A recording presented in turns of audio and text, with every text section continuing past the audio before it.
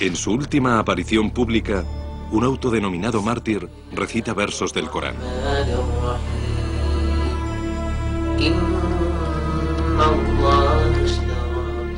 Alá ha conquistado la riqueza y el alma de los creyentes a cambio del paraíso. Luchan en su nombre, matan y mueren por él. Esta es la mayor de las glorias. Vosotros, portadores de la fe, atacad a aquellos que os atacan.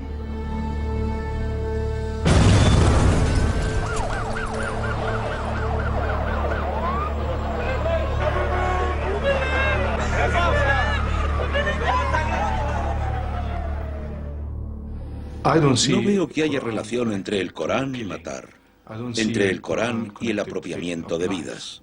El Corán versa sobre la existencia, sobre la tolerancia, sobre la misericordia. El objetivo principal de la Sharia es el perdón, es ser perdonado. No se trata simplemente de juzgar y de matar.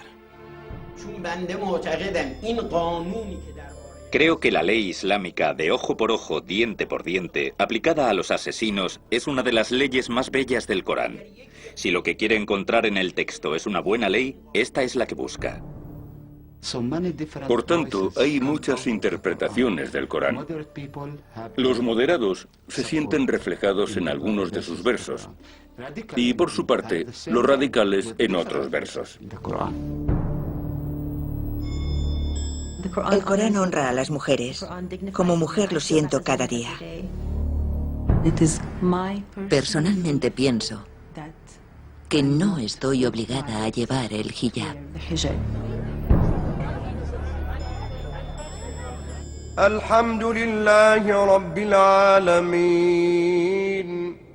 Se ha dicho que el Corán es el texto ideológico más influyente del mundo. Sin embargo, cuenta con diferentes interpretaciones. ¿Qué es lo que dice el Corán en realidad? ¿Y qué es lo que entienden tanto los musulmanes como los no musulmanes sobre su mensaje y su historia? Seguramente nos encontremos en el momento en el que más urge hacerse esta pregunta. El Corán.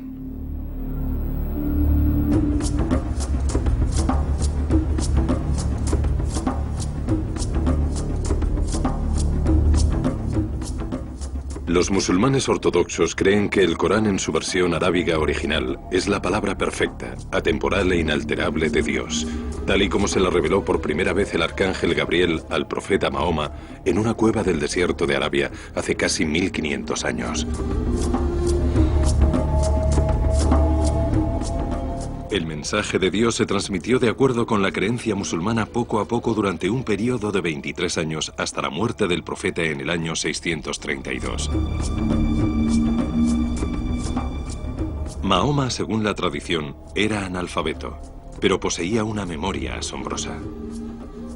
Después de cada encuentro con el arcángel, repetía el mensaje de Dios a sus allegados y amigos íntimos, y a su vez estos lo anotaban sobre la piel, en hojas de palmera o en cualquier objeto que tuviesen a mano. Unos 20 años después de su muerte, se recopilaron estos retazos y se creó la primera versión completa escrita del Corán.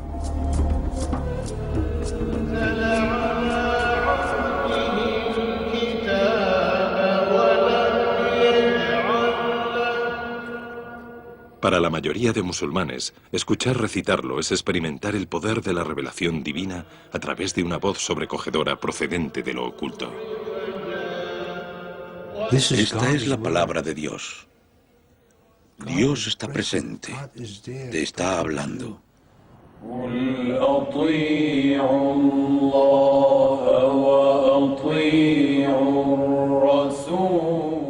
Siento que Dios me habla, que le habla a Lena, residente del Cairo en el año 2007, tal y como le habló a Mahoma cuando vivió en la Meca.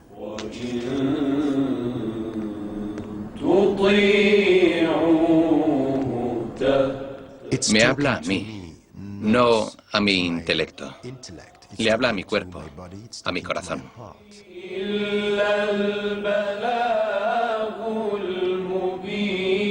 Es un milagro de Dios. No es un libro cualquiera, por muchas razones. Es la suprema majestuosidad del lenguaje.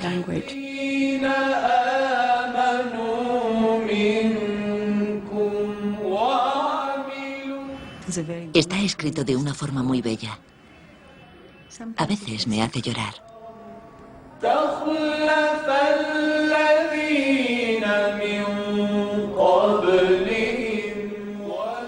Me hallo enfrente de Dios. Estoy con Él. Estamos solos. Me mira, me oye, me habla a través de las palabras del Corán.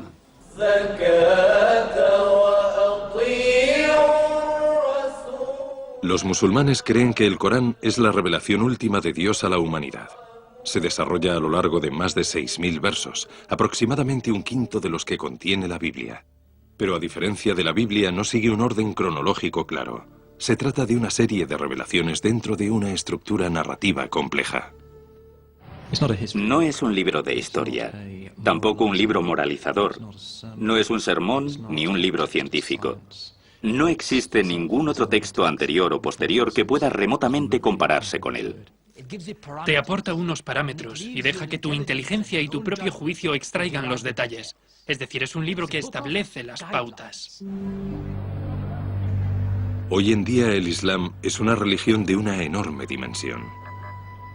Cuenta con bastante más de 1.000 millones de fieles que se extienden desde América hasta China y desde Finlandia hasta el extremo sur de África. Sin embargo, en el seno de este único universo de fe, existen profundas diferencias relativas al estatus de la mujer, a las posturas de paz y de violencia, así como a las de castigo y perdón.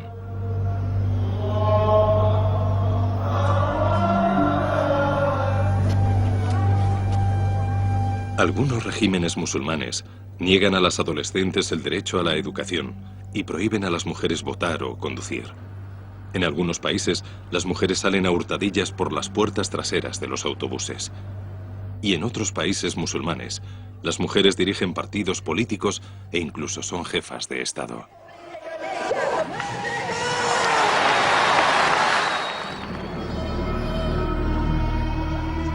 En algunos países musulmanes, las lapidaciones, ahorcamientos y decapitaciones se llevan a cabo en público, mientras que en otros ya se ha abolido la pena de muerte. También existen llamativas diferencias en cuanto a los cultos y creencias religiosas.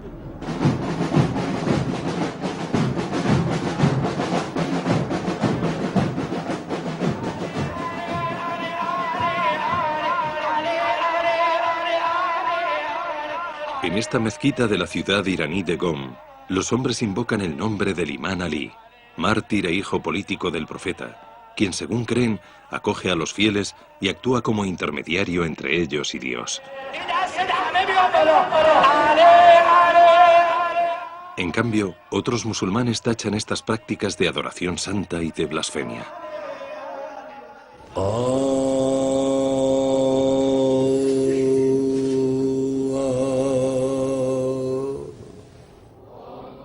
En esta mezquita turca, el mismo imán Ali, mártir fundador de la comunidad chiita, observa cómo los devotos propagan un mensaje de paz y armonía entre los cristianos, los musulmanes y los judíos, por compartir todos ellos la creencia de un único Dios. Aquí las mujeres y hombres rezan conjuntamente y expresan su devoción a través de canciones, y en ocasiones con bailes. Otros seguidores del Corán consideran un sacrilegio esta forma de adoración y su representación pictórica.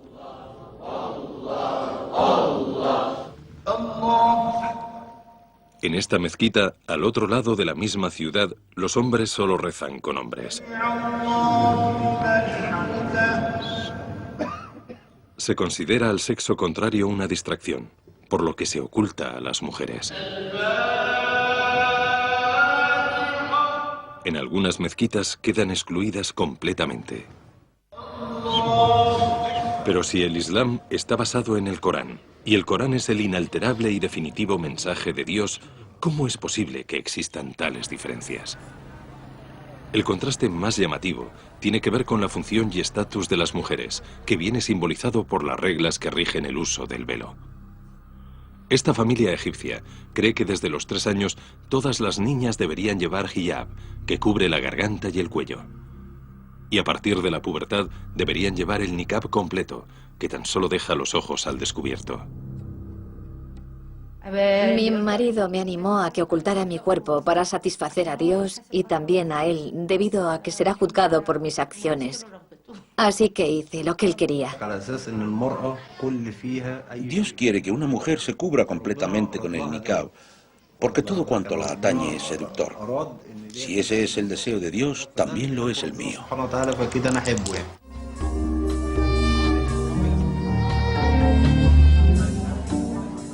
En una discoteca de El Cairo, a unos kilómetros de distancia, no se requiere llevar velo. Los hombres y las mujeres se mezclan con libertad, y todo está permitido mientras se respeten las leyes de este país musulmán.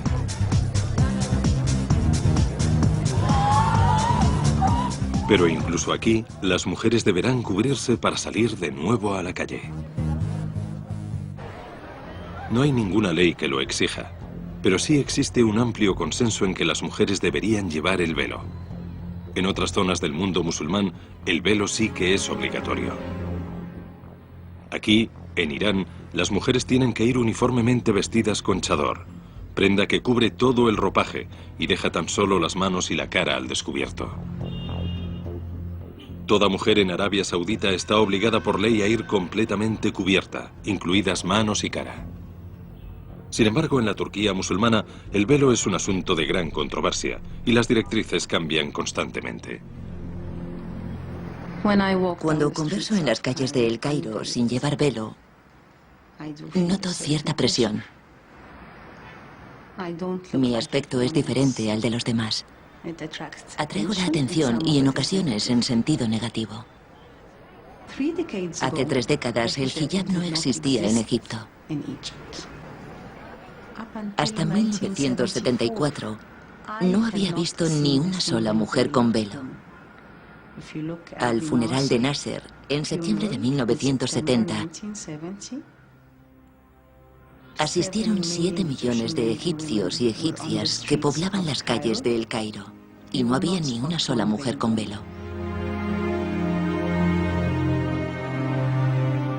El funeral de Nasser fue un punto de inflexión. Durante 16 años, este carismático dirigente egipcio fue una referencia en la escena mundial e inspiró a árabes de todas partes con su visión de un macroestado árabe unido y secular. Pero la esperanza que despertó en muchos árabes se fue al traste debido al fracaso económico y a la aplastante derrota sufrida a manos de los israelíes en 1967. En cierto sentido, lo que lloraban en su funeral los millones de asistentes no era solamente la muerte del fantástico dirigente, sino la muerte de un sueño, el sueño de la secularización.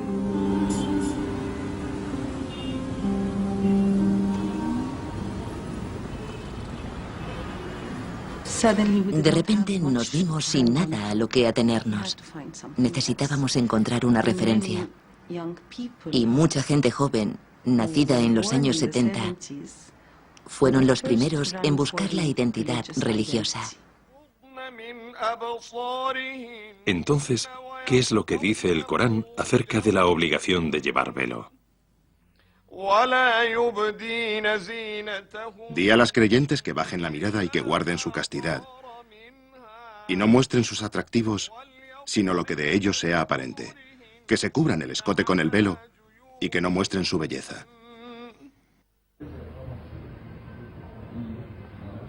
¿Cómo interpreta una de las más altas autoridades musulmanas la siguiente frase? Y no muestren sus atractivos, sino lo que de ellos sea aparente.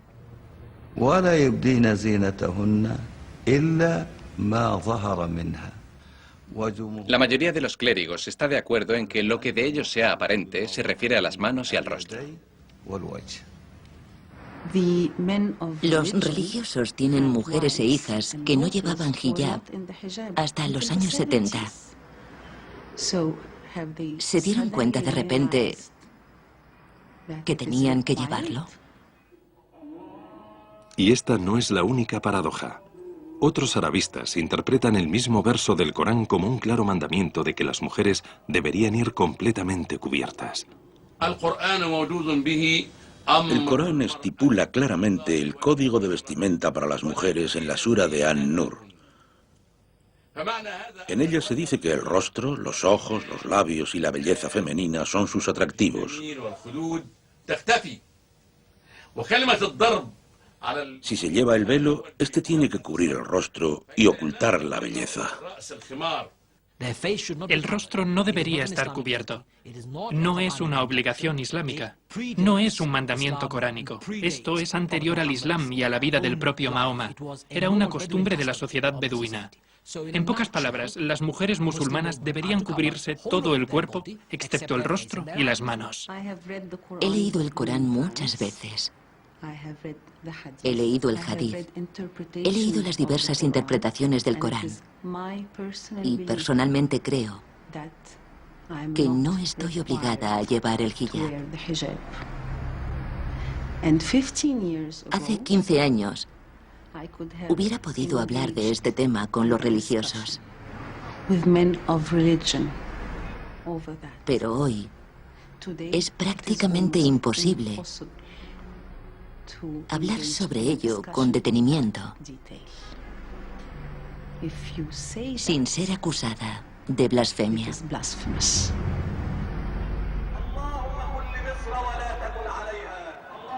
Vivir con el velo. Son las 7 de la mañana en El Cairo, y Hanan Kemal y su marido Mustafa se disponen a llevar a sus hijos al colegio. Por un lado es una actividad rutinaria, pero por el otro no lo es. La presencia de las cámaras obliga a Hanan a llevar niqab, por creer que es su obligación ante cualquier varón que no sea de la familia.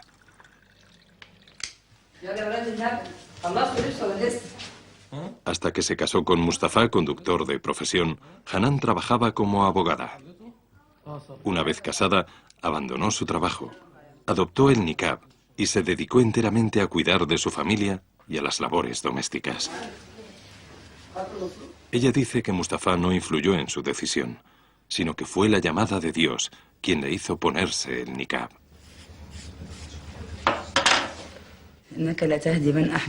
Los seres humanos no son dueños de su destino. Es Dios quien los dirige.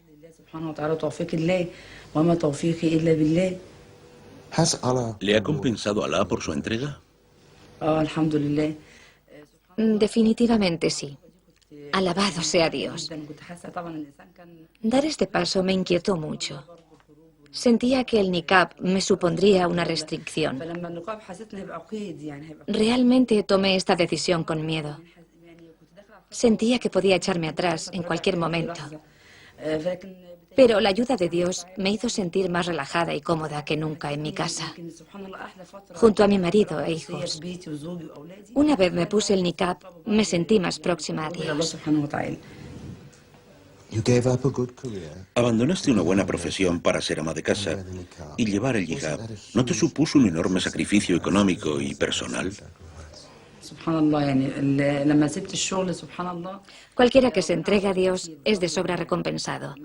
En absoluto lo tomé como una pérdida. Más bien al contrario. Mi marido consiguió un trabajo mejor y mi vida mejoró sustancialmente cuando me dediqué enteramente a mis hijos y a mi marido. Y por supuesto, la relación con Dios se hizo más profunda. El velo es un símbolo complejo, dotado de muchos significados para las mujeres musulmanas. Para aquellas como Hanan que eligen llevar el niqab, representa la entrega a Dios y a sus maridos, incluso si ello supone aislarse del mundo. Para otras, es un elemento que refuerza su identidad.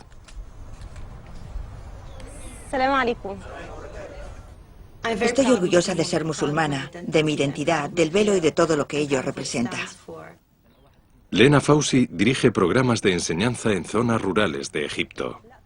Como graduada universitaria y tras haber viajado mucho, este grupo ampliamente masculino la acepta como una figura con autoridad. Hace 5 años, con 26, Lena se divorció y justo a continuación decidió llevar hijab. Recuerdo la primera vez que salí con el velo puesto y me acuerdo de sentir que así es como Dios honra a la mujer, que ese es el respeto que demanda una mujer al llevar el velo. Con él me sentí dignificada y honrada. Desde que se divorció, Lena ha vuelto a vivir con sus padres. Sus mejores amigas son jóvenes como ella, graduadas universitarias, privilegiadas que han viajado mucho y que comparten sus creencias y prácticas. Esta conducta resulta desconcertante para muchos de los que pertenecen a la generación de sus padres. Lena se lo puso de repente un viernes por la mañana.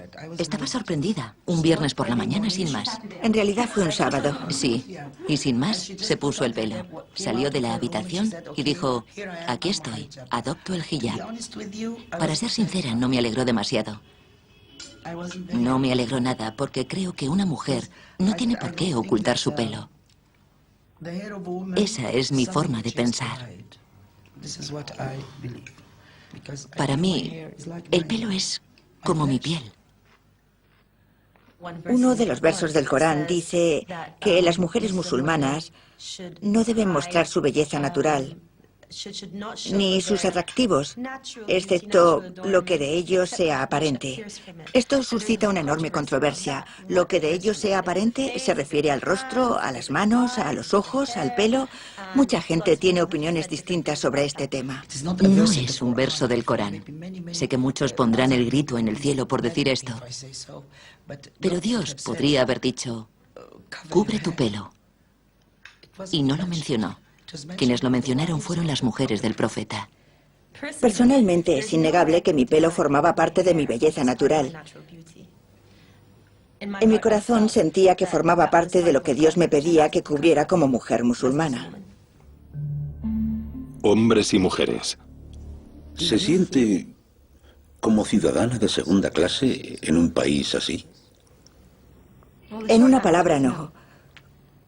Pongo en duda muchas cosas, pero me siento muy cómoda al aceptar que si hay algo que no encaja con el Corán, no es culpa del Corán, sino de mi entendimiento. Una vez dicho esto, el Corán te anima constantemente a la reflexión, a cuestionar las cosas, a comprender, a usar nuestras facultades mentales, nuestro corazón, nuestro entendimiento. Y al leerlo, ¿no cree que el Corán relega a las mujeres a un estatus inferior? En absoluto. ¿Ah, no? Si las mujeres sufren algún tipo de perjuicio, se debe a una cuestión enteramente cultural. No tiene nada que ver con la religión. El Islam honra a las mujeres. Los hombres y las mujeres son completamente iguales en el Islam. Pero el Corán ¿contiene realmente este mensaje? Hay muchos versos que definen el estatus de las mujeres.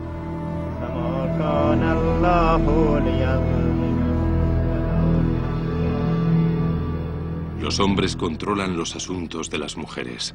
Dios los ha preferido a ellos antes que a ellas. Lo que significa que los hombres son enteramente responsables del sustento familiar. Los hombres están un peldaño por encima de las mujeres. Pero la mujer está al mismo nivel que el hombre en todo aquello concerniente a los sentimientos.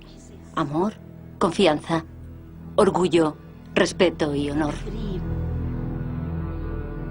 Amonestad.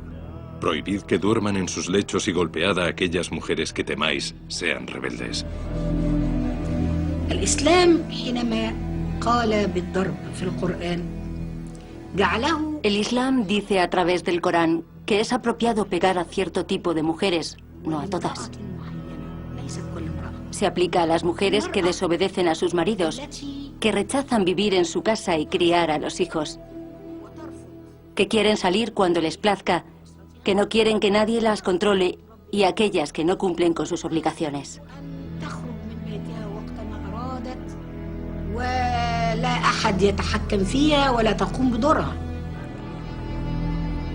Vuestras mujeres son tierra que hay que cultivar, así que cultivarlas como y cuando queráis. Esto es una honra para las mujeres. Las mujeres no son una propiedad de los hombres. Son como una tierra fértil que los hombres cultivan, pero no agotan.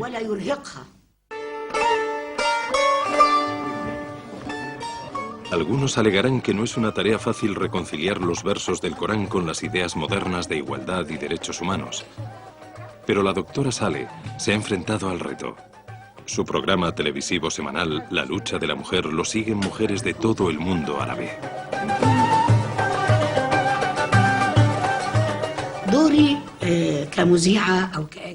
Mi función como presentadora y académica es mostrar la verdadera cara del Islam e interpretar correctamente el Corán y las tradiciones del profeta.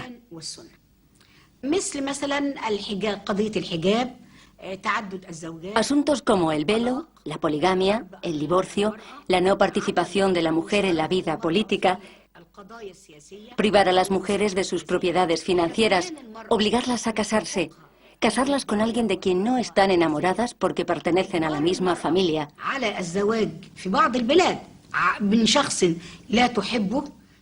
Todas estas prácticas son negativas y son el resultado de tradiciones que no tienen relación con el Islam.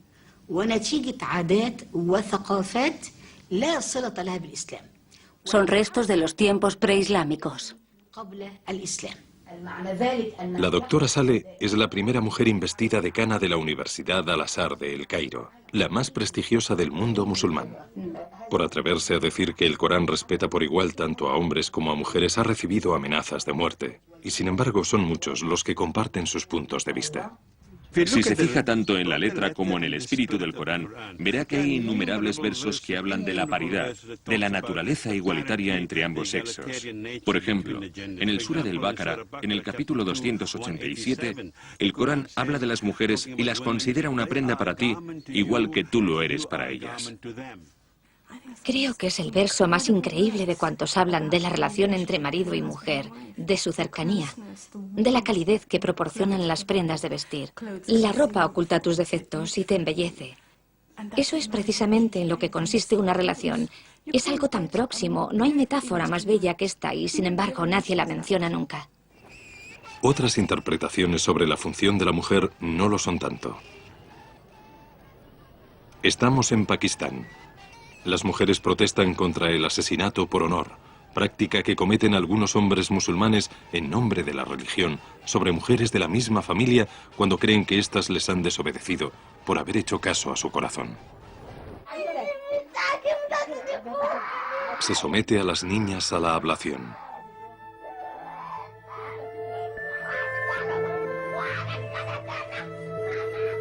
En Egipto, el 97% de las niñas entre 15 y 19 años ha sufrido algún tipo de mutilación genital. La circuncisión ha existido desde los tiempos del profeta de Dios y fue dispuesta por el propio profeta. El Corán no dice nada, absolutamente nada, acerca de la mutilación genital femenina.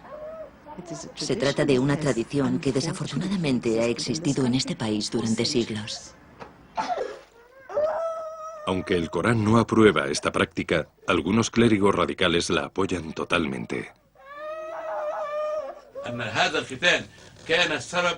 La circuncisión es la razón por la que las mujeres son virtuosas, a diferencia de las mujeres occidentales, que sacian su apetito sexual en cualquier lugar y con cualquier hombre. Espero no insultar u ofender a la nación inglesa, en la que el adulterio se da a gran escala. Pero con la circuncisión mejoraría, rectificaría y se purificaría. Se trata de una práctica cultural africana anterior al Islam y, sin duda, ateniéndonos a lo que dicen los estudiosos de todo el mundo, daña y mutila el cuerpo femenino. Esto no está permitido. ¿Cómo se puede desvincular esta tradición anterior al Islam del Corán? ¿Puede la historia arrojar algo de luz a nuestros días?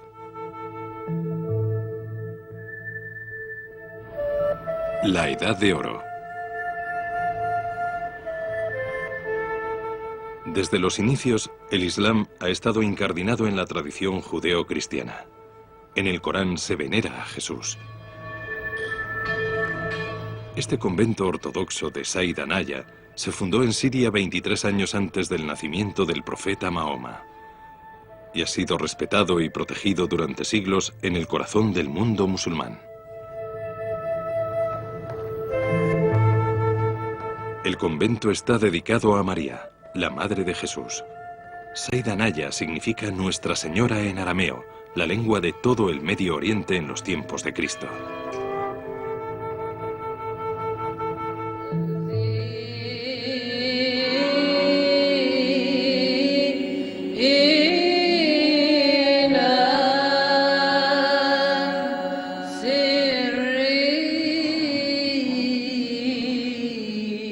Hoy en día, la lengua de estos devotos cristianos es el árabe.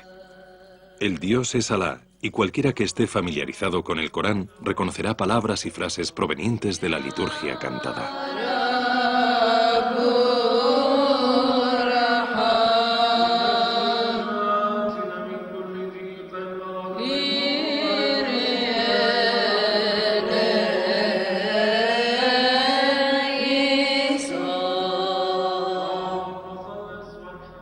Las hermanas de Saida Naya son las guardianas de una reliquia tan sagrada que nadie tiene permiso para verla. Encerrada bajo llave tras una serie de puertas de plata, se halla una imagen de María con el niño Jesús en brazos. Se dice que ambos se sentaron para que San Lucas dibujara el retrato. Sea o no verdad, tanto cristianos como musulmanes acuden aquí para pedirle a la Virgen que obre milagros curativos.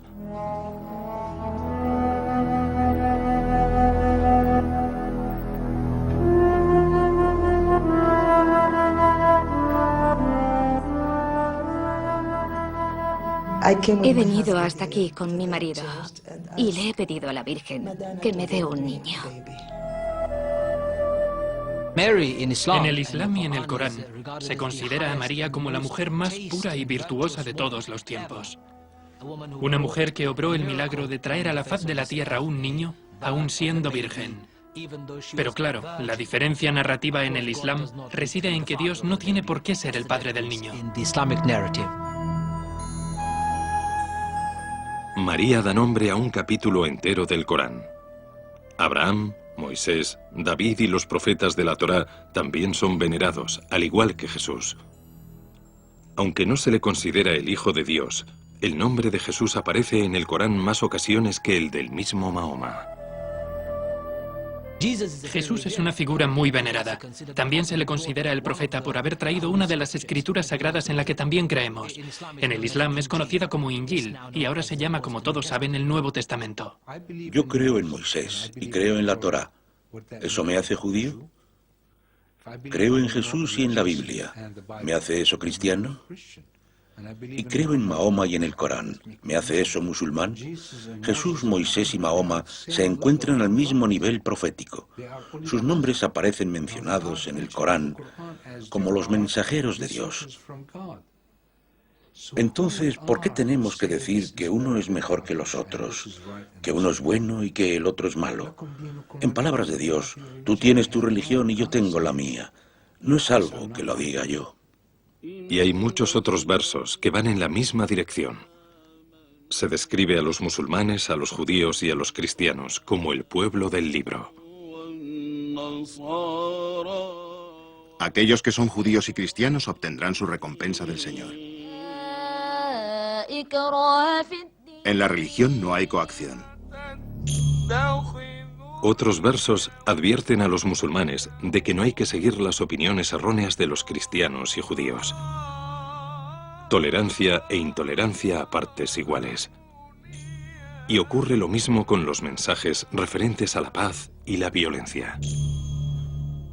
Aquel que mate a alguien será considerado asesino de toda la humanidad. Y aquel que salve a alguien será considerado como salvador de toda la humanidad.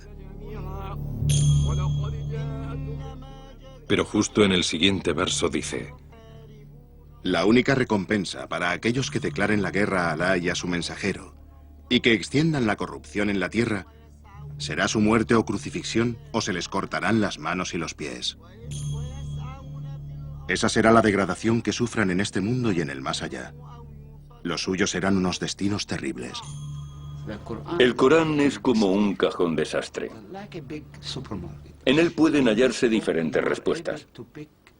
Ateniéndote a él, se puede hacer tanto la paz como la guerra. Como resultado, existen múltiples interpretaciones del Corán. Las personas de posturas moderadas se ven reflejadas en unos versos, y por su parte, los radicales en otros versos. Un Corán para la paz, otro Corán para la guerra. Este es el fiel reflejo de la historia del Islam. Primero se produjo la conquista. Tras la muerte de Mahoma en el año 632, los ejércitos árabes emprendieron camino en todas direcciones. De norte a este derrotaron a los ejércitos de Bizancio y de Persia, conquistando para el Islam Siria, Palestina, Irán e Irak. Hacia el oeste conquistaron Egipto y se expandieron por el norte de África hasta alcanzar la costa atlántica hacia el año 680. Mientras los guerreros del desierto acabaron con estas fabulosas civilizaciones, ellos prefirieron absorber la cultura en vez de arrasarla y construir sobre lo que ya existía. Algunas de las obras más sublimes de la arquitectura islámica fueron construidas menos de 80 años después de la muerte del profeta. El Corán es el punto de partida de una de las más extraordinarias historias civilizadoras que ha experimentado el ser humano. En cuestión de unos cientos de años, los guerreros que andaban descalzos al oeste de Arabia se convirtieron en los propulsores de una próspera civilización muy sofisticada que se extendió desde las costas de Marruecos hasta las fronteras de China. La fuerza que realmente hizo posible todo ello fue la gloriosa y magnética obra de arte que tenían entre manos. La palabra de Dios, la todavía por crear palabra de Dios. Más tarde, cuando los árabes fueron derrotados en sucesivas oleadas de invasores provenientes del este, algo extraordinario ocurrió. Tal era el poder ejercido por el Corán que los conquistadores abandonaron sus ritos paganos y se convirtieron a la fe del pueblo que habían conquistado. Fascinados por esta magnética obra de arte, se iban produciendo con cada nuevo periodo increíbles progresos en campos como la arquitectura, la ciencia o la filosofía. Mientras, Europa seguía envuelta en el oscurantismo de la época feudal. Hay algo fundamental en el Corán, y es que en él se incita a los musulmanes a ir en busca del conocimiento, a recorrer el mundo para comprenderlo mejor. De no haber sido por los eruditos y científicos islámicos que las desarrollaron y las enriquecieron, puede que nunca hubieran llegado hasta nosotros las ideas de los antiguos griegos. Y este estímulo provenía del Corán. Verso tras verso se incita a la humanidad a examinar el cielo y la tierra, a meditar sobre la creación y a descubrir sin descanso. Ya en el siglo IX, los científicos islámicos calcularon la circunferencia de la Tierra y los comerciantes musulmanes establecieron una ruta marítima con China pasando por el extremo sur de África. Desarrollaron el sistema numérico árabe aprovechando la influencia india y crearon una nueva aritmética. Y también los estudiosos islámicos hicieron una aportación valiosísima a la geometría, el álgebra y la trigonometría. Además, la medicina árabe fue la utilizada corrientemente durante unos 1000 años. Tolerancia e intolerancia.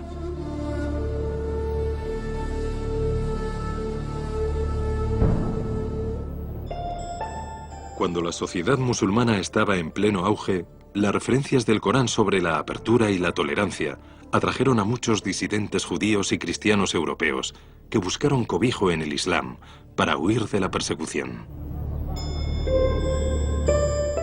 Pero cuando el mundo musulmán se siente amenazado, ya sea por enemigos externos o por problemas internos, la reacción es de encerrarse en sí mismo y extraer conclusiones muy diferentes del Corán. Para muchos musulmanes, este es el punto en el que se encuentran ahora. Estamos en Isfahán, en el Día Internacional de Jerusalén. Por todo el mundo se suceden manifestaciones como esta, unas espontáneas y otras orquestadas en protesta por lo que ellos consideran una ocupación de su sagrada ciudad.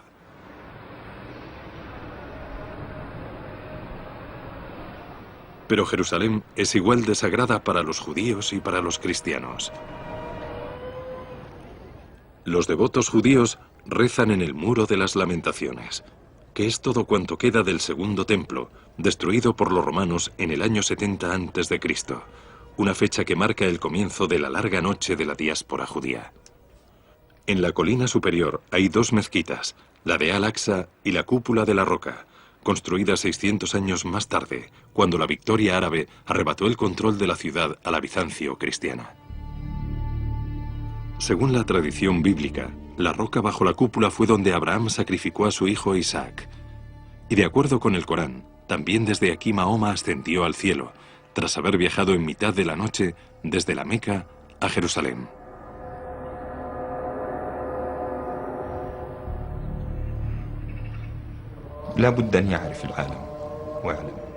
La gente tiene que entender que Jerusalén es nuestra tercera ciudad, después de la Meca y Al-Medina.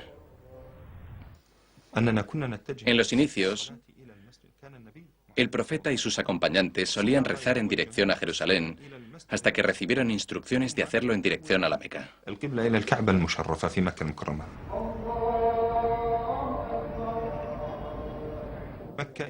Dios elevó a nuestro profeta desde la Meca a Jerusalén y después lo llamó al cielo, o sea que es la puerta del cielo. No importa lo débiles que seamos o lo fuertes que sean, no podemos renunciar a ninguna de sus partes. Desde la Alta Edad Media, el Islam respetó el derecho de los cristianos y judíos a la libertad de culto. Pero en tiempos recientes, esta relación se ha roto. Los gobiernos británico y jordano restringieron el acceso de los judíos a la Ciudad Vieja hasta que el ejército israelí se hizo con su control en 1967. Ahora son los palestinos quienes, atrapados en la Franja de Gaza, tienen derecho a rendir culto libremente. Mientras tanto, se retiene a los que viven en Cisjordania durante horas hasta que por fin pueden pasar para rezar. Ya basta. Ya basta de derramar sangre. Ya basta de asesinatos. Basta de odio. Porque pertenecemos a la misma familia. Veneramos al mismo Dios.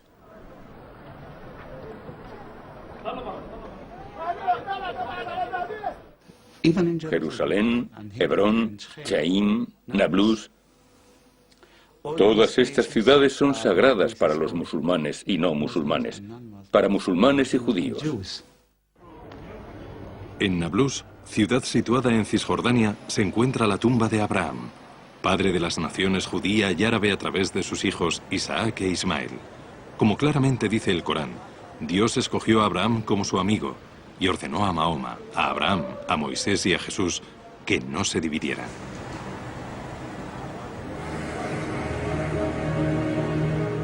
Pero Hebrón está extremadamente dividida como ninguna otra ciudad. La tumba de Abraham es una de las líneas de fuego entre palestinos y judíos y está vigilada como si fuera una fortaleza. ¡Apágala! ¡Apágala! Para mantener estos lugares como santuarios, tenemos que trabajar juntos. Tenemos que preguntarnos cómo mejorar la situación.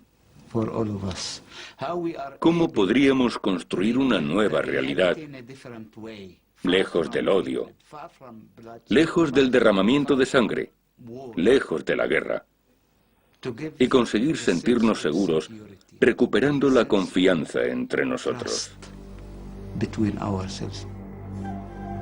Pero cuando la confianza y el respeto mutuo se rompen, los más radicales de ambos bandos buscan en sus textos sagrados los mensajes que quieren oír. Sheikh Tafesh fue elegido para representar a Belén y sostiene que casi un tercio de sus votos provenían de los palestinos cristianos. Para salvaguardar los derechos se precisa poder, sobre todo cuando se ataca a tu tierra y a tu pueblo. Las flores a veces tienen que tener espinas para protegerse. El mensaje del Corán está claro.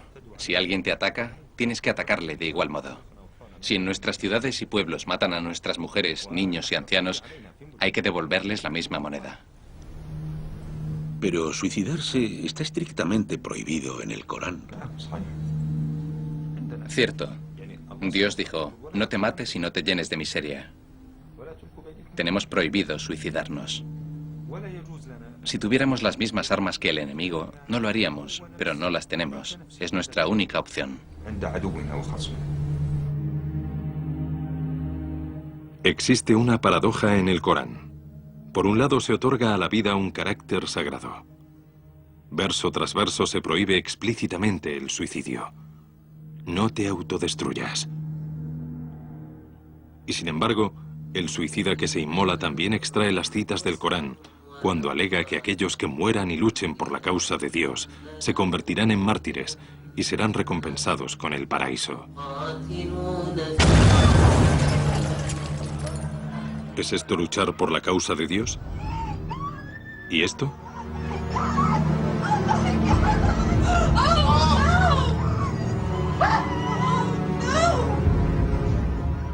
Cuando la violencia se extiende más allá de la lucha palestina, como con el 9 de septiembre, con los atentados de Londres, con miles de víctimas, entre las que se encuentran también musulmanes.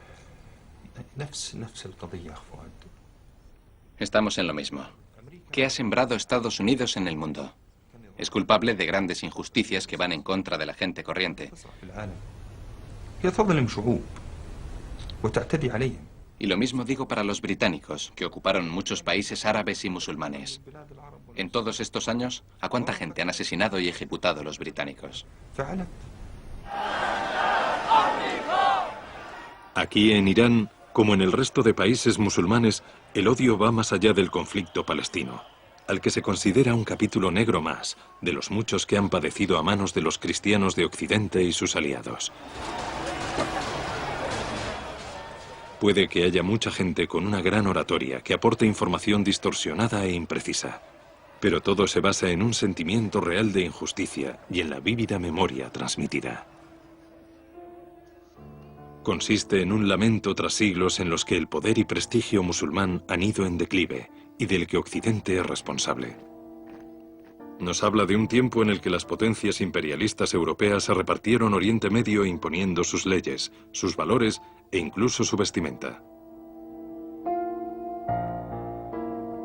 Y ahora excusan el fracaso económico de las autocracias musulmanas, acusándolas de expoliación de las riquezas del petróleo y de contar con reyes y presidentes corruptos, como el Shah y Saddam Hussein.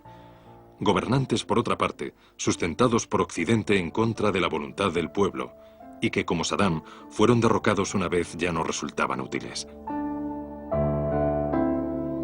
Y cuando más nos acercamos al presente, más dura y dolorosa se hace la oratoria. Derrota tras derrota a manos de Occidente y sus aliados. Afganistán y de nuevo Irak son los últimos capítulos.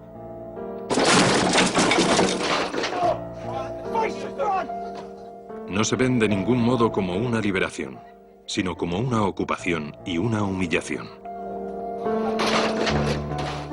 Y nadie saca más partido de esta oratoria que los clérigos radicales del Islam fundamentalista. Toda la sangre derramada hoy en día es sangre musulmana. Chechenia es sangre musulmana. También la de Afganistán, la de Bosnia y Herzegovina, la de Palestina, la de Chipre, la de Etiopía, también la de Somalia. Casi completamos el mapa.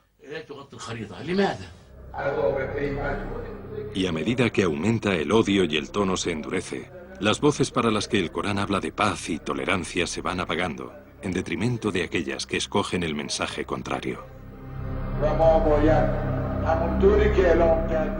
Y tenemos que declarar que somos los hijos del emir de los creyentes, el imán Ali. Y estemos donde estemos, seguiremos luchando contra los enemigos del Islam. Nunca nos entregaremos a estos traidores. Nunca.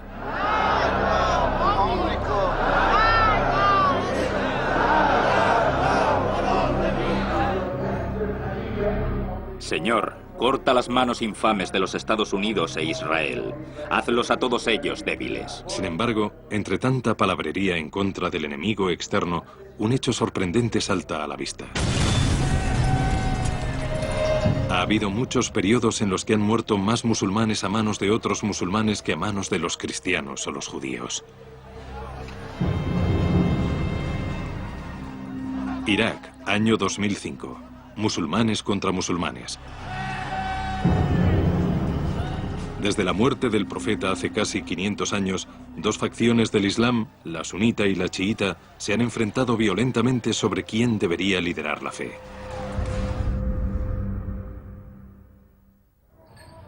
La división del Islam. La diversidad de lenguas y colores es, según el Corán, una de las maravillas de la creación. Alá no tiene preferencia por ninguna raza, tribu o nación. Y todos son iguales en ideas como la clase y el estatus. Lo mejor a su vista es lo más honorable. Este es el mensaje que dignifica a los labradores y granjeros más pobres, quienes no precisan ningún cura ni rabino para interpretar el mensaje de Dios, porque como dice el Corán, lo hemos hecho fácil para que lo comprendas en tu propio idioma. Cualquier cabaña, campo o esquina de la ciudad es un buen lugar para rendirle culto, y Él siempre está cerca de ti, más cerca, como dice el Corán, que tu vena yugular. Y cuando rezas, sientes cómo estás hablando directamente con Él. Rezar te da un sentimiento indescriptible. Es algo más allá de la imaginación humana. Sientes que estás en manos de Dios, en manos de alguien que amas. No rezas porque tienes que hacerlo, o porque le tienes miedo, sino por el inmenso amor que sientes por Él. Ya se rece en privado o en grupo, la idea central del Corán y de los sunitas es que todo el mundo tenga una relación directa y personal con Dios. Y los sunitas, con el 85% de la población total musulmana, son la mayoría. Pero el Dios que veneran no puede ser descrito con el lenguaje humano ni representado de ningún modo, ya que esto sería idolatría. Y sin embargo, a veces el corazón humano anhela una fe que se pueda tocar y sentir.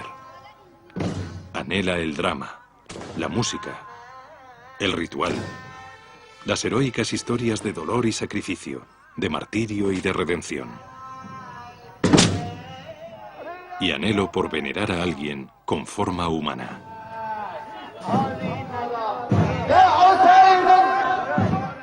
El chiismo es el resultado de estas necesidades, y aquí, en Irán, casi todos son chiitas. En la ciudad sagrada de Qom, tiene lugar una conmemoración sagrada de la muerte de Alí, hijo político del profeta. Los chiitas creen que Alí y sus descendientes, los imanes, fueron los elegidos por Dios para liderar la comunidad musulmana. Pero a lo largo de las generaciones se fue asesinando a los imanes uno tras otro.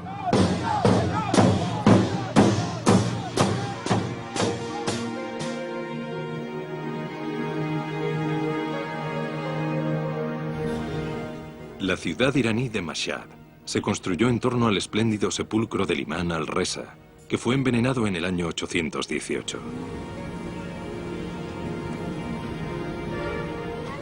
Al pasar por delante, la gente se detiene a honrar la memoria del santo fallecido.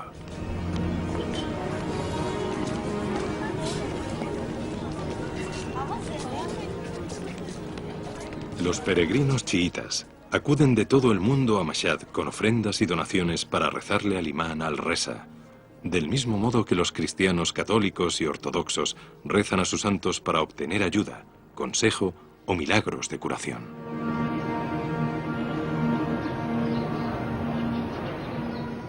Si en algún momento se te parte el corazón y acudes con tus problemas al imán Reza, él escuchará tus plegarias, aliviándote el corazón y levantándote el ánimo.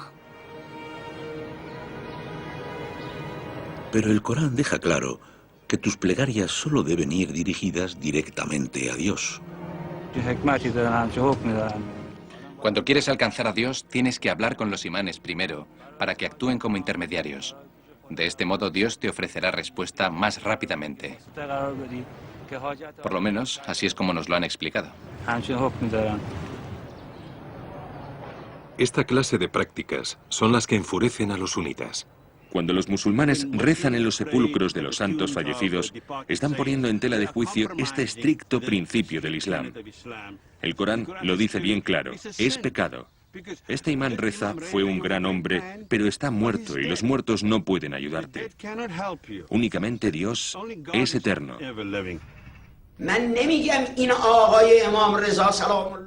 No estoy diciendo que acudo al imán Reza para que me solucione mis problemas. Digo que si tengo una petición para Dios, como mi posición no es lo suficientemente elevada, utilizo al imán Reza como intermediario para que le pida a Dios clemencia por mí. El gran ayatolá habla desde su oficina particular situada en el corazón de la ciudad iraní de Qom. Aquí se aprecia especialmente cómo las diferencias entre los chiitas y los sunitas se hacen eco de las que mantienen los católicos y los protestantes. Al igual que la veneración a los santos, con su gran ayatolá y los ayatolás de rango menor, con sus cónsules juristas y ulemas, con sus mezquitas y seminarios. Por todo ello, la ciudad santa de Qom es como el Vaticano de los chiitas. La gente acude aquí para pagar los diezmos y para hallar respuestas a las cuestiones que no pueden resolver mediante la lectura individual del Corán. El gran ayatolá Sahanei está listo para recibir el cupo diario de peticiones escritas. La primera es un problema de matrimonio. Este marido ocultó al casarse el hecho de que era infértil e incapaz de tener hijos.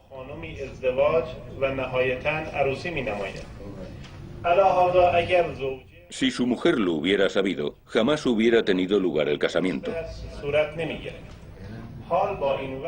Teniendo esto en cuenta, ¿puede ella solicitar la anulación del matrimonio? Sí, puede anularlo. La infertilidad no es en sí misma un impedimento para el matrimonio, pero este es un caso de engaño, porque el matrimonio se llevó a cabo bajo la asunción de salud. En caso de virginidad se aplicaría el mismo principio. Sí, así es. ¿Me equivoco, señor Hay? Pero el señor Hay pone en tela de juicio que sea justo considerarlo un engaño. Desde su punto de vista, el problema solo pudo descubrirse después del matrimonio. Pero el gran ayatolá no está de acuerdo. Ha ocultado este defecto. Para mí, se trata de un caso claro de engaño.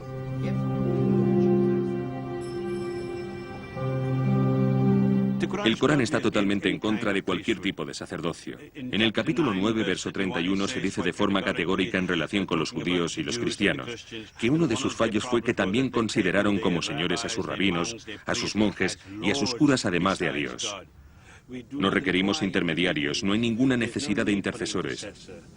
Tú y yo tenemos el derecho de rezar y a comunicarnos directamente con lo divino. Tanto los sunitas como los chiitas reclaman el derecho divino a liderar la comunidad islámica. Pero el aspecto fundamental que los separa es la relación que tienen con el Corán y con Dios. La causa son 1500 años de sangriento conflicto en el que la minoría chiita tenía mucha menos influencia. Estos jóvenes lloran por Ali, el mártir fundador de su fe, y por una larga historia de masacres en la que los chiitas han muerto por millares a manos de la etnia dominante sunita. Y sin embargo, existe un destacado movimiento que se alza por encima de estas divisiones y que acoge a seguidores de ambas tradiciones, el sufismo.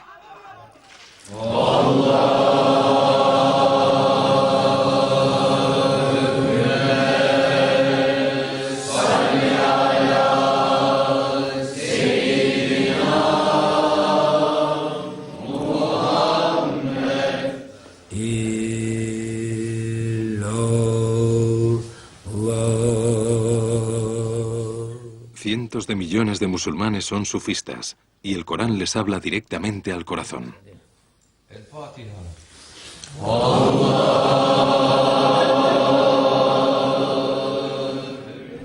El Corán es muy simple. Dios no lo complicó demasiado. Son historias de la vida diaria. No se necesitan estudiosos para entenderlo. Fíjese en la población india. Ellos no hablan árabe, como tampoco los turcos ni los persas. Todos ellos memorizan el Corán y nada más hacerlo lo entienden. Llega al corazón sin necesidad de traducción. Al igual que los sunitas, los sufistas creen que la relación con Dios debe ser directa, pero sobre todo es una relación de amor que te absorbe por completo. La sola palabra de Alá ya te reporta ese sentimiento, esa pasión, ese amor. Estás en contacto con la persona que amas. Tienes que grabar en tu corazón el nombre de Dios, como si lo hicieras en una piedra, pero sin usar martillo y cincel, sino a base de repetir su nombre. O sea, que hay que decir Alá.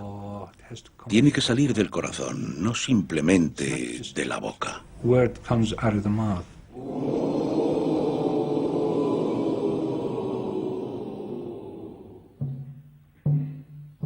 Entre los sufistas mevlevis de Estambul, esta pasión, este amor por lo divino, se expresa mediante la música y la danza.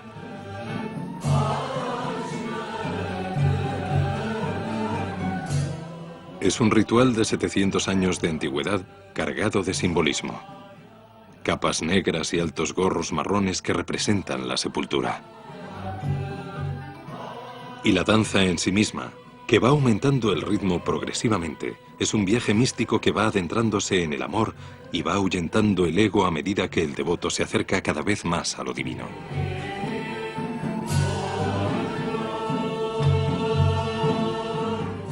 Hay sufistas que creen que esta danza está representada por las figuras en forma de torbellino de las primeras versiones del texto, y que está relacionada directamente con el rito central del Islam, el recorrido circular de las masas alrededor de la sagrada Kaaba. Pero las personas que controlan la Meca hoy en día considerarían esta práctica religiosa de los sufistas mevleví, con su música, con su danza y con la mezcla de hombres y mujeres, como una aberración. Los hombres que acompañan al rey Abdullah de Arabia Saudita son sunitas, pero se han alejado muchísimo del ideal sunita de comunicación directa con Dios. Arabia Saudita es conocida por tener su propia jerarquía clerical, en la que el mensaje predominante procede del wahabismo, que representa tan solo a una minoría de musulmanes. Si dos personas son sorprendidas practicando sodomía, se les cortará el cuello con una espada, se colocarán las cabezas en un cofre y se le prenderá fuego. La yihad en Faluya es un motivo de orgullo. Se tienen que degollar los cuellos y aplastar los cráneos. Este es el camino hacia la victoria, la shahada y el sacrificio. Mediante el control del núcleo teológico del Islam y ayudados por los petrodólares, han sido capaces de imponer a toda la comunidad musulmana y a la comunidad internacional su estricta, rígida, sectaria y excluyente interpretación del Islam, lo que es una tragedia para todos nosotros. Los wahabistas de Arabia Saudita apoyaron a los talibanes y permitieron la destrucción de una de las construcciones más antiguas del mundo, las magníficas estatuas de Buda en Afganistán.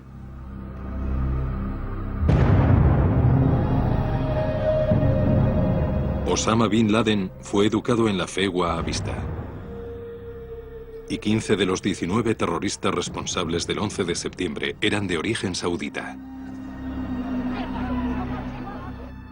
Se ha hablado de que durante los últimos 20 años el gobierno saudita ha destinado más de 100.000 millones de dólares para propagar su visión del Islam por todo el mundo, con nuevas mezquitas, madrasas, profesores musulmanes, imanes, libros de texto, literatura, y todo ello se ha llevado a cabo bajo las directrices de los wahabistas.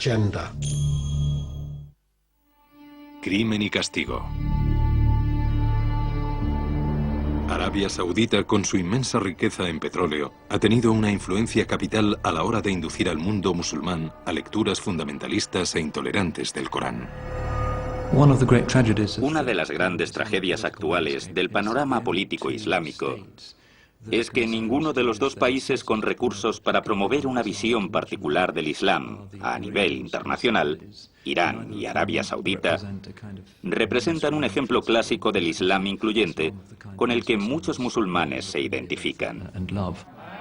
A pesar de que los chiitas iraníes se encuentran en las antípodas en cuanto a la visión religiosa, comparten con los sauditas el modelo sacerdotal contrario a la relación directa con Dios promulgada por el Corán. Durante los siglos de oro del Islam, nadie tenía como profesión la religión. Incluso los estudiosos tenían otras profesiones. Hoy en día, desafortunadamente, algunos han adoptado la religión como profesión. Se están enriqueciendo con ella. Y tienen muchísimos intereses en juego. Razón por la cual utilizarán toda herramienta que tengan a mano, como los medios de comunicación. De esta forma están monopolizando la religión, algo que va en contra de la esencia del Islam. Una de las consecuencias de esta transformación ha sido la introducción de ejecuciones públicas, flagelaciones y ahorcamientos en Afganistán e Irán, países en los que las élites religiosas se han hecho con el control político. Proporcionalmente, Irán ejecuta hoy a más gente que cualquier otro país del mundo, incluso supera a China. ¿Cómo justifica usted tantas ejecuciones? Creo que la ley islámica de ojo por ojo y diente por diente en casos de asesinato es una de las más bellas del Corán. Si quiere elegir una buena ley en el Corán, esta es la que busca. Pero no solamente se ejecuta a asesinos, sino también a homosexuales y a personas en posesión de alcohol. Si el gobierno considera que matándolos se puede restaurar la seguridad, puede hacerlo. Espero que en el futuro esta práctica se convierta en ley no solamente en Irán, sino también en todo el mundo islámico. ¿Pero todo esto está justificado por el Corán? ¿Qué es lo que dice acerca del crimen y castigo? Al ladrón, sea hombre o mujer, se le cortarán las manos. Esta será la recompensa por sus propios actos, un castigo ejemplar de Alá, el sabio y poderoso. Pero todo aquel que se arrepienta de sus obras obtendrá el perdón de Alá. Alá es comprensivo y clemente. El Corán estipula que la sentencia no se puede llevar a cabo si el infractor se arrepiente sinceramente de sus actos. Sin embargo, este detalle se suele pasar por alto.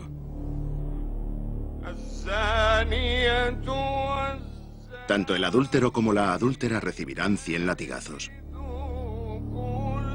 No hay que tenerles lástima. Mantened la obediencia firme a Alá.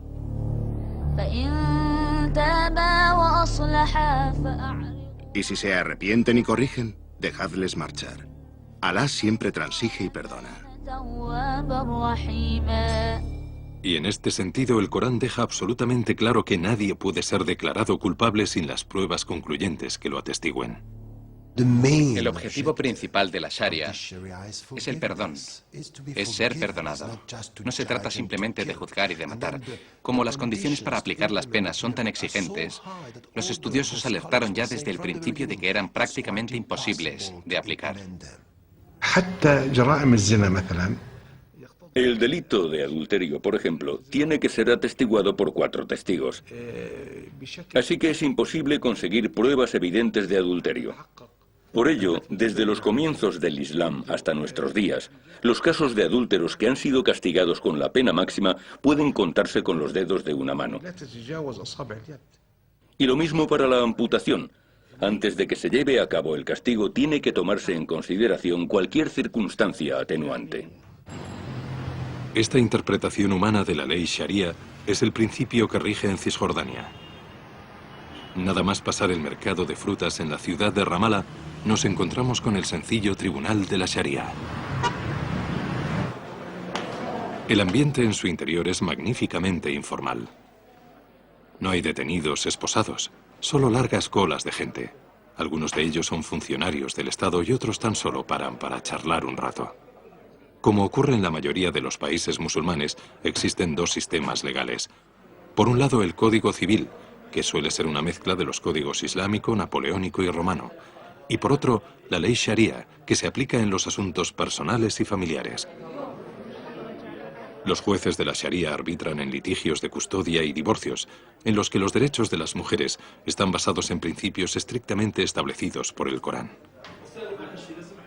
Las personas de edad avanzada tienen derecho a dirigirse al tribunal en caso de demostrar que sufren abandono por parte de sus hijos, y estos tienen recursos para ayudarlos. El tribunal también tiene la obligación de asignar tutores para los niños huérfanos y para los disminuidos mentales.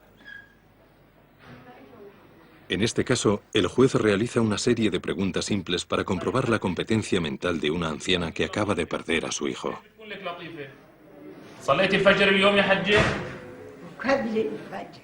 Según la ley islámica, una madre tiene el derecho a percibir una parte de los bienes del hijo si éste muere antes que ella. Pero el juez decide que la anciana no está capacitada para administrarla y designa a su nuera para que actúe en su nombre.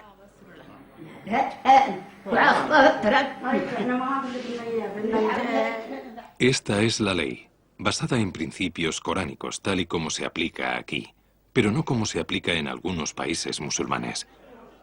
Si el Corán es tan claro en cuanto a los principios de justicia, ¿cómo es posible que haya tantas diferencias?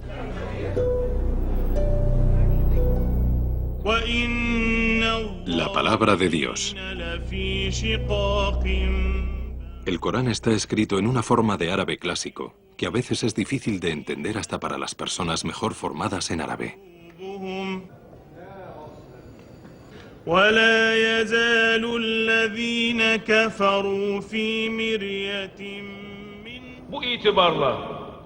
Para la mayoría de musulmanes, el árabe no es su primera lengua, y según se dice, las traducciones no pueden captar el sentido completo del original. Como resultado, el imán u orador es quien actúa como intermediario entre el Corán y el mensaje que reciben los fieles. Pero este mensaje puede ser adaptado a los tiempos y al lugar.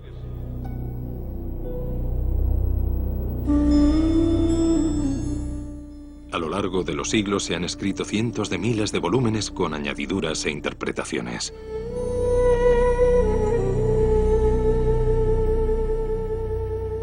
Entre las que encontramos los comentarios de los estudiosos y el Hadith, que es una recopilación de dichos y hechos del profeta. El sistema legal islámico, la Sharia, se basa en el Corán y en el Hadith, en el que se imponen algunos de los más duros castigos, como la lapidación por adulterio, algo que no se menciona en el Corán. El Hadith se recopiló y se corrigió de unos 250 a unos 350 años después de la muerte del profeta. Muchos fragmentos de los que contiene fueron falsificados o inventados y se han puesto en tela de juicio. Sin embargo, desgraciadamente, muchos musulmanes otorgan el mismo al Hadith que al Corán, cuando claramente no lo tiene. El Corán dice explícitamente que es el texto definitivo y nada puede situarse a su nivel. Pero incluso el Corán es vulnerable a los cambios y a la distorsión. No en su versión árabe original, sino en las traducciones. La imprenta El Rey Fahd, situada en Medina, Arabia Saudita, puede publicar hasta 10 millones de Coranes al año, en árabe y en otras 44 lenguas. Libros que se distribuyen por todo el mundo muy por debajo del precio de coste, y en ocasiones gratis. Es increíble ver cómo los dirigentes religiosos de Arabia Saudita han ampliado el texto. En el verso que habla de aquellos que se han ganado la ira de Dios y se han pervertido, han añadido entre paréntesis como los judíos, como los cristianos. Y en el verso en el que se hace una llamada a los fieles para que preparen las armas para luchar contra los enemigos del Islam, el traductor ha añadido con tanques, aviones, misiles y artillería.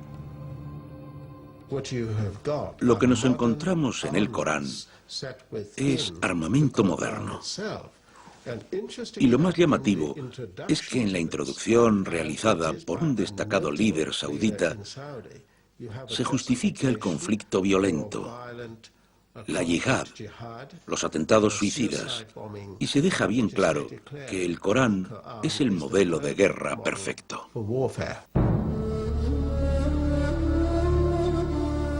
Cada propuesta o cambio en el texto despierta una gran polémica, debido al significado especial que tiene el Corán para los musulmanes.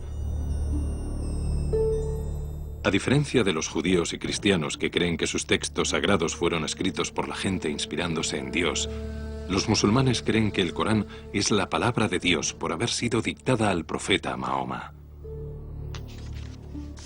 Esta distinción significa que el análisis crítico del Corán es un asunto extremadamente delicado. Y el problema se agudiza cuando algunos de los que lo analizan son occidentales y no musulmanes. ¿Están realmente en disposición de arrojar nueva luz sobre el texto y sus orígenes? En 1972, durante la restauración de la gran mezquita de Saná, capital de Yemen, se descubrió un amasijo de pergaminos en la cámara del tejado.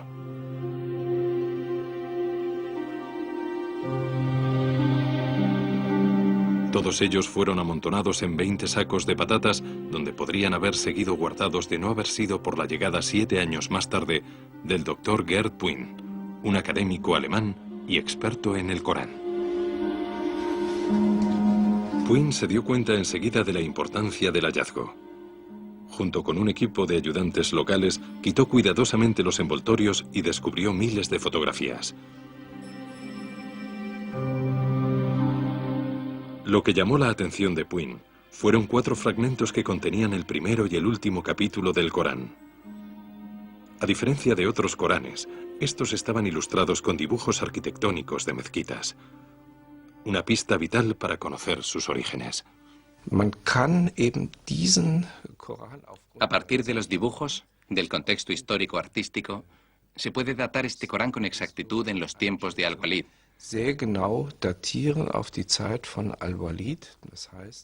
Que reinó entre los años 705 y 715. Se trata del Corán más antiguo que pueda datarse, y fue creado unos 70 años después de la muerte del profeta. En los sacos de patatas, Puin también encontró casi 1000 Coranes diferentes. Las comparaciones entre ellos y el texto estándar usado hoy resultan asombrosas. Estos primitivos textos están escritos a modo de taquigrafías. No contienen vocales ni signos de puntuación, por lo que cada palabra puede tener hasta 30 significados diferentes. Es es tatsächlich so, dass man durch die schiere Existenz der La simple existencia de tantos escritos sugiere la idea de que el texto no se transmitió palabra por palabra. Der Text eben nicht wortwörtlich überliefert worden ist. El texto no es tan rígido como parece en la versión estándar de El Cairo. In der Fassung von Kairo erscheint.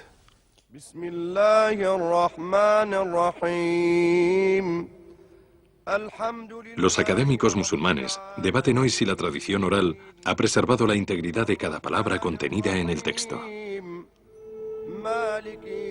Pero el Corán escrito muestra variaciones. El estudio forense de los fragmentos de Saná reveló la existencia de textos primitivos que habían sido borrados y reescritos.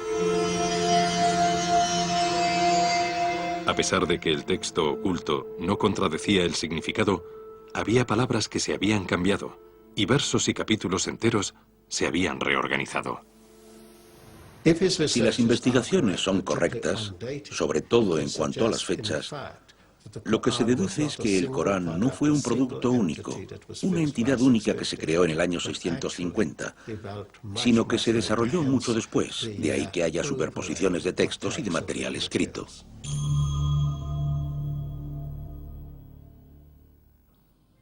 Significados ocultos. En 2001, las conclusiones de Puin dieron un peligroso salto adelante. Se publicó un libro, escrito por un especialista en lenguas semíticas, y levantó tal controversia que el autor utilizó el seudónimo de Christoph Luxemburg. No hará declaraciones a menos que su identidad permanezca anónima. Para entender bien el Corán es necesaria una nueva interpretación y una nueva lectura del texto. El doctor Marcus Gross ayudó a traducir el libro al inglés desde la versión alemana original y se ofrece abiertamente a expresar los puntos de vista del autor. Un cuarto o un quinto de las palabras que contiene el Corán se han malinterpretado, o bien no tienen mucho sentido. Este porcentaje se puede reducir significativamente hasta el 5% en caso de conocer el siríaco.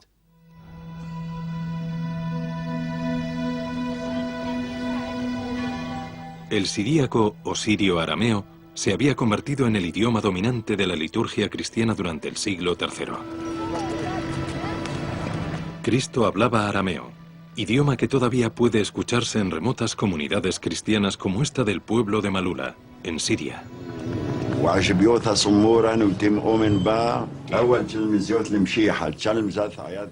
Pero en los tiempos de Mahoma, el sirio-arameo se convirtió en la lengua principal de la cultura y de la escritura en toda la región. El árabe escrito todavía estaba dando sus primeros pasos. Existen transcripciones preislámicas en árabe, que son textos muy cortos, pero el primer libro escrito en árabe es el Corán. Pero lo que dice Luxemburg es que el Corán está escrito en 2 lenguas. En muchas zonas del mundo, las lenguas se mezclan constantemente. Para que lo entienda un hablante de inglés, tenemos que remontarnos 1000 años atrás. Imagine un agricultor anglosajón que habla con su señor, que es normando, y habla una mezcla de francés y anglosajón. Usted tan solo podría entender lo que dicen teniendo nociones de ambas lenguas. Los estudiosos musulmanes del pasado tenían la capacidad para descubrir palabras extranjeras en el Corán. En el siglo X, Al-Tabari, uno de los más respetados analistas, identificó palabras en hebreo, latín, griego, persa, abisinio y siríaco. La diferencia, sin embargo, es que Luxemburg otorga a las palabras significados distintos en una época en la que se rechaza el análisis crítico del texto. ¿Cómo puede un profesor de lingüística desafiar el juicio colectivo de más de 1000 millones de personas? ¿En qué se basa? ¿Qué métodos utiliza?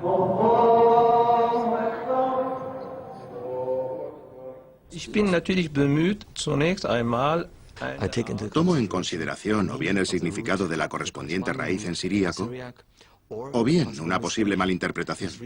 En este caso, malinterpretar significa que el texto sin puntuación fue puntuado erróneamente.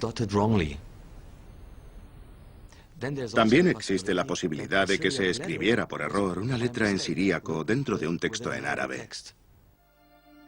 Usando estos métodos, Luxemburg analizó algunos de los pasajes más oscuros del Corán. Después de que María hubo dado a luz a Jesús, en el Corán arábico el arcángel le dice a ella: «No estés triste, tu Señor ha dispuesto un arroyo bajo tus pies». La versión de Luxemburg dice: «No estés triste, tu Señor otorga legitimidad al alumbramiento». Y hay otros ejemplos, como cuando Dios da instrucciones en árabe a un escéptico diciéndole: «Mira tu comida y tu bebida, mira a tu asno», cuyo significado real sería: «Fíjate en la condición en la que te encuentras y en tu estado general». Del mismo modo, al final de los tiempos, la tierra se ofrece en árabe, mientras que en siríaco la tierra se abre. ¿Pero afectan estos cambios a los preceptos centrales del Islam? Ciertamente, no se trata de preceptos clave como la existencia de Dios o la vida después de la muerte, algo que mi interpretación cuestiona, sino de muchas costumbres diarias. Un ejemplo es el velo. El verso coránico que utilizan como prueba hablaba de humur, el cual debía ser golpeado en los bolsillos. La frase era algo oscura. La interpretación del significado que se le suele dar es: cubre tu cabeza y tu escote. Estas partes son exactamente las que se cubren con el chador, el velo de Irán. Sin embargo, si nos atenemos a mi interpretación siríaca del verso, mi traducción es: ponte el cinturón alrededor de las caderas. El cinturón era un símbolo de castidad utilizado sobre todo por los monjes. Esta traducción tiene mucho más sentido. Las referencias de Luxemburg al paraíso son las que más polémica despiertan. En la ciudad iraní de Isfahán hay un palacio construido en el siglo XVII para representar las puertas del cielo. Los verdes y frescos jardines expresan los anhelos de los pueblos del desierto. El Corán describe maravillosamente estos jardines junto con esbeltas fuentes y con los servicios prestados por juris, que normalmente hacen referencia a mujeres vírgenes. Un análisis que no es el del Corán incluso especifica en 72 el número de mujeres para cada hombre honrado, algo que no encaja con los versos del Corán en los que se promete la satisfacción eterna de un hombre con su mujer. Luxemburg cree haber resuelto esta contradicción.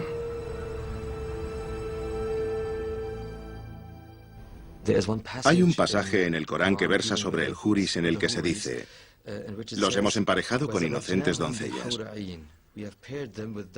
Esta es la significación tradicional que se le otorga al verso. Pero si se puntúa el texto sin puntuar el significado, sería: te agasajaremos con uvas de un blanco cristalino. Por lo que el suicida que espera encontrar 72 vírgenes en el paraíso tan solo recibirá un modesto racimo de uvas. El análisis alemán, según tengo entendido, es muy cristianocéntrico. Está influido por el modo en que se ha estudiado la Biblia, pero la Biblia y el Corán no son lo mismo. Es la conexión con la simbología cristiana lo que levanta mayor polémica. Este mural del siglo V, situado en un monasterio egipcio, muestra cómo los arcángeles reciben almas en el paraíso. Cada arcángel sostiene un racimo de uvas en una mano y con la otra acuna a las almas difuntas que se refrescan con los racimos. Los motivos de uvas se suceden en los vestidos de los curas de la Iglesia Ortodoxa de Siria. Todo se remonta a la promesa que hizo Cristo a sus discípulos en la última cena, de que no volvería a beber el fruto del vino hasta que no se volviera a reunir con ellos en el reino de su Padre. Para nosotros no supone ningún problema reconocer una herencia cultural común con el cristianismo y con el judaísmo. De hecho, como musulmanes debemos aceptar y creer aquellas escrituras que forman parte del corpus completo de la revelación divina desde el inicio de los tiempos. A pesar de que las investigaciones de Luxemburg han sido puestas en entredicho por destacados académicos y no han sido corroboradas por ningún estudio independiente, él cree que abre una puerta y anima a los lingüistas, arqueólogos e historiadores a usar las modernas herramientas para arrojar más luz sobre el texto y su contexto. Para algunos estudiosos musulmanes, esto forma parte del espíritu coránico de libertad de investigación, y no el hecho de amenazar a aquellos con profundas convicciones. La investigación de Luxemburg y sus colegas no han socavado ninguno de los principios básicos ni enseñanzas del Islam.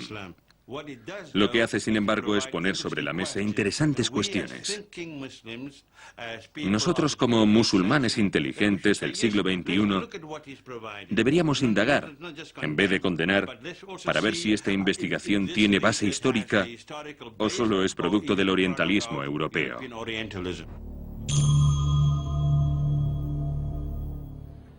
El Corán en el siglo XXI.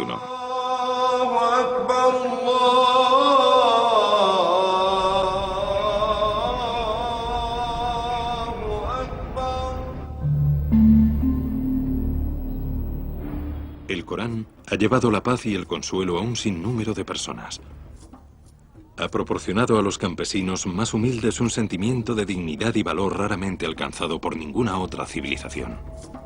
Enseñó a gente de diferentes razas a vivir en hermandad y a personas con distintos credos a convivir en razonable armonía.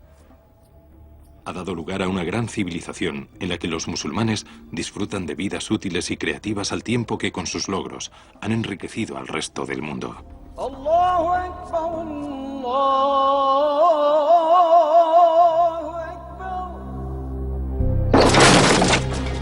Pero cuando los musulmanes se sienten marginados y amenazados, esta dignidad y cortesía puede dar lugar a una mezcla explosiva de odio y furia, lo que empuja a los oradores de esta sensacional religión, tanto en lo espiritual como en lo ético, a buscar la aprobación del Corán en pro de la confrontación violenta. Y ello en un momento en el que probablemente más musulmanes que nunca leen y escuchan el Corán. Los seguidores pueden incluso leer el texto por ordenador en su forma original o traducida, a través de los nuevos Coranes electrónicos.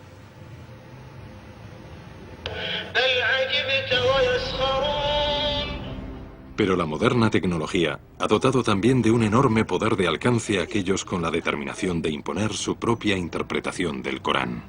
A nosotros, los musulmanes, se nos ha ordenado que hagamos lavado de cerebro. Los canales por satélite compiten por captar la atención de musulmanes de todo el mundo. La igualdad de las mujeres es una estupidez. El fin último del Islam es la yihad. Rezo a Alá para que los enemigos caigan en su propia trampa y para que destruya a los judíos y a sus cómplices. Ahora lo último en tecnología se encuentra en Internet, lo que representa una plataforma esencial para que se propaguen los sectores fundamentalistas de la religión. Es deprimente ver cómo se pueden manipular los sentimientos religiosos utilizando simplemente medios tecnológicos, pero eso es lo que está ocurriendo ahora. Internet se ha convertido en el foro elegido por los radicales y los extremistas. En esta página web, Mohammed Siddiqui Khan colgó su propio obituario anterior a los atentados del 7 de julio de Londres, en los que tuvo un papel decisivo. Estamos en guerra. Soy un soldado.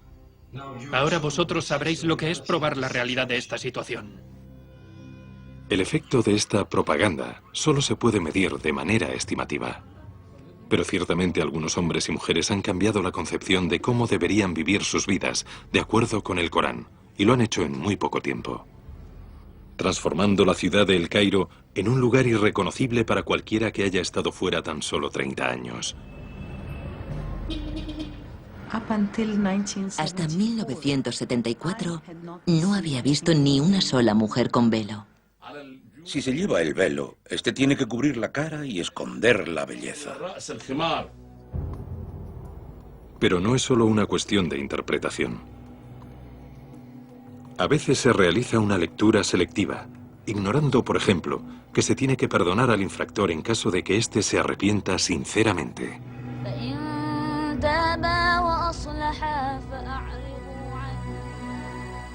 O buscando la aprobación de antiguas prácticas que no tienen ninguna base en el Corán. Es una práctica cultural africana. Daña y mutila el cuerpo femenino. No está permitido. Pero hay versos polémicos, sobre todo los que se refieren a las mujeres. Y sin embargo, por cada verso que parece sugerir el estatus inferior de las mujeres, hay otros muchos que ensalzan la igualdad y el respeto mutuo. El Corán honra a las mujeres y las dignifica. Como mujer lo siento cada día. Y esta es la paradoja y el desafío del Corán. El Corán tiene dos públicos. Tiene la audiencia patriarcal y tribal del siglo XVII y tiene otra audiencia, como tú y como yo, la de esta y la de futuras generaciones. Es decir, cuenta con dos lenguajes para cada tipo de audiencia. Tenemos que realizar cambios de vez en cuando. No en el Corán, porque es algo inalterable, pero sí en el modo en que entendemos e interpretamos el libro. El Corán nos induce constantemente a la reflexión, a cuestionarnos las cosas, al entendimiento, a usar nuestras facultades mentales, a usar nuestros corazones. El Corán te anima a ir en busca del estudio y del entendimiento y de cambiar para mejor. Tienes que ser como un reformista. Tienes que reformarte a tu corazón y al mundo que te rodea. Este es el lugar que el Corán debería ocupar en tu vida, el de un compañero, el de una luz, el de alguien que te ayuda a ser creativo. Más de 1.000 millones de personas toman el Corán como la auténtica palabra de Dios, como su mensaje final. El futuro del Islam y de la humanidad dependerá de cómo lo interpreten los musulmanes.